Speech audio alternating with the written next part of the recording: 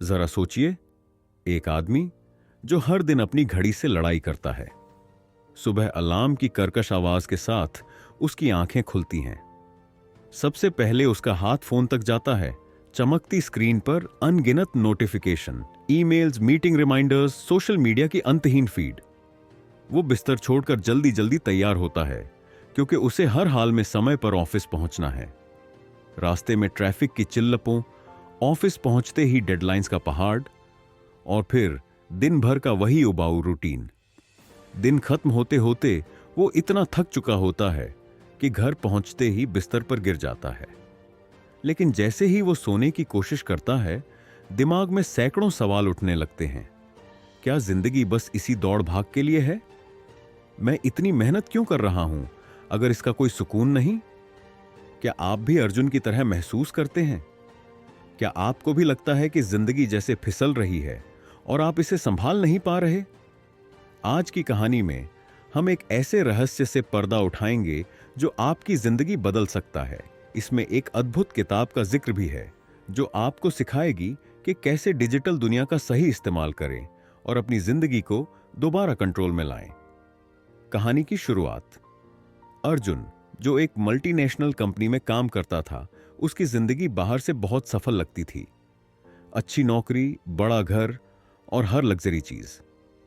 लेकिन अंदर से वो खुद को खोया हुआ महसूस करता था। उसका दिन सुबह 7 बजे शुरू होता और रात 11 बजे खत्म। सुबह उठते ही उसका पहला काम होता था फोन चेक करना। नोटिफिकेशन की बाढ़ उसे दिन भर के कामों की याद दिलाती।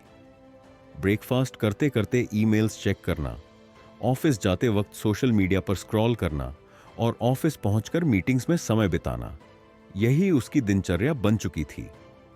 अर्जुन को यह महसूस भी नहीं हुआ कि उसकी जिंदगी का एक बड़ा हिस्सा स्क्रीन के सामने बीत रहा था। हर रात बिस्तर पर गिरते ही उसके मन में यही सवाल उठता, क्या मैं अपनी जिंदगी को जी रहा हूं या सिर्फ इसे काट रहा हूं? एक दिन ऑफिस से लौटते वक्त अर्जुन का मन बहुत भारी था।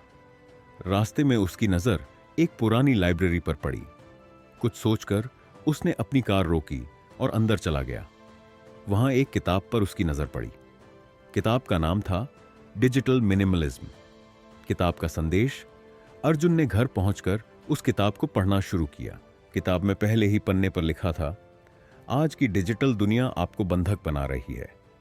यह आपका समय खा रही है, आपकी मानसिक शांति चुरा रही है और आपको एक ऐसी दौड़ में शामिल कर रही है जिसका कोई अंत नहीं। यह शब्द अर्जुन के दिल में सीधे उतर गए। उसने ठान लिया कि वो अपनी डिजिटल आदतों को सुधार कर अपनी जिंदगी वापस अपने कंट्रोल में लेगा। पहला अध्याय, डिक्लटर योर डिजिटल लाइफ। किताब के पहले अध्याय में बताया गया था कि हम में से ज्यादातर लोग अपने फोन और सोशल मीडिया पर अनगिनत घंटे बर्बाद कर देते हैं। अर्जुन ने सबसे पहले अपने फोन का ऑडिट किया। उसने उन ऐप्स को डिलीट कर दिया जो उसकी प्रोडक्टिविटी को खत्म कर रही थीं। उसने नोटिफिकेशन बंद कर दिए और स्क्रीन टाइम कम करने के लिए कुछ नियम बनाए। 2. महत्वपूर्ण चीजों पर ध्यान दें। Focus on high quality activities. किताब में लिखा था कि वो काम करें जो आपको खुशी और संतोष दें। अर्जुन ने अपने समय को फिर से व्यवस्थित किया। उसने तय किया कि फ्री टाइम में वो किताबें पढ़ेगा, वर्कआउट करेगा और अपने परिवार के साथ वक्त बिताएगा। सोशल मीडिया पर बिताया जाने वाला समय उसने बेहद सीमित कर दिया। 3. सीमाएं तय करें, सेट बाउंड्रीज। एक और चीज जिसने अर्जुन की मदद की वो थी सीमाएं तय करना। किताब में बताया गया था कि काम और निजी जिंदगी के बीच एक स्पष्ट रेखा खींचना कितना जरूरी है। अर्जुन ने तय किया कि ऑफिस के बाद वो अपने फोन और लैपटॉप से दूरी बनाए रखेगा।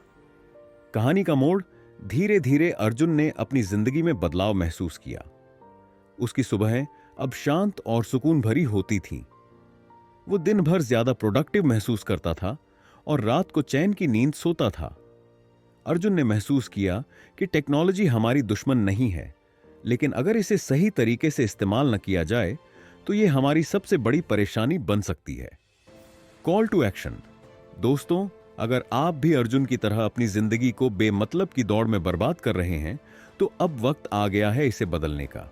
आज ही अपनी डिजिटल आदतों पर ध्यान दीजिए।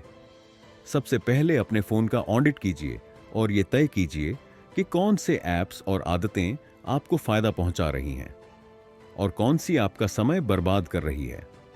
कैल न्यूपोर्ट की किताब डिजिटल मिनिमलिज्म को पढ़िए। यह किताब आपको सिखाएगी कि कैसे डिजिटल दुनिया को कंट्रोल में रखकर अपनी जिंदगी को बेहतर बनाया जाए। अगर आपको यह कहानी पसंद आई हो तो हमारे AI audio book summary channel को सब्सक्राइब करना ना भूलें और कमेंट में हमें बताइए कि आपकी सबसे बड़ी डिजिटल समस्या क्या है। हम अगले वीडियो में एक और ऐसी किताब की कहानी लेकर आएंगे जो आपकी जिंदगी बदलने का दम रखती है। मिलते हैं अगले एपिसोड में।